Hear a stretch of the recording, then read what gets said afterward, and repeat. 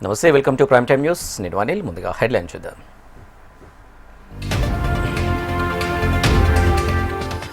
హైదరాబాద్లో ఘనంగా ప్రారంభమైన ఆషాఢ బోనాలు. గోల్కొండ జగదాంబకు తొలి బోనం సమర్పించిన ప్రభుత్వం. పూరి జగన్నాథ రథయాత్రలో తొక్కిసలాట, ఒకరి మృతి, 120 మందికి పైగా గాయాలు.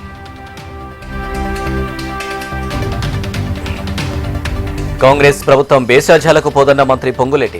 కరువులోనూ రైతులకు నీరు ఇచ్చేందుకు కృషి చేస్తున్నామని వెల్లడి.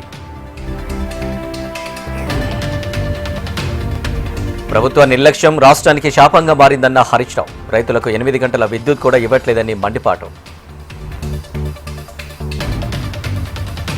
స్కూలులో కల్మా చదవాలని హిందూ విద్యార్థికి హోంవర్క్. తీవ్రంగా ఖండించిన హిందూ సంఘాలు, బీజేపీ నేతలు.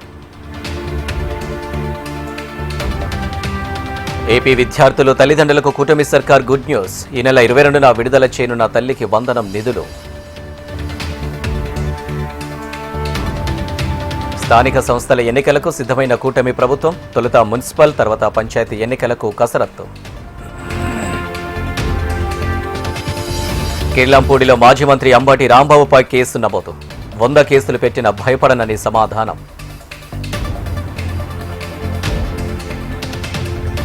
డీలిమిటేషన్ బిల్లులో సవరణలపై విపక్షాలతో చర్చించాలన్న ఖర్గే. అఖిలపక్ష భేటీ నిర్వహించాలని ప్రధాని మోడీకి లేఖ.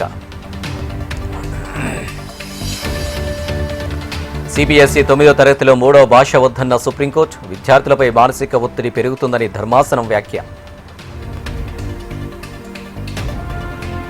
పశ్చిమాసియాలో మరోసారి తీవ్ర ఉద్రిక్తత. బాంబులతో పరస్పరం ఇరాన్, యుఎస్ఏ దాడులు.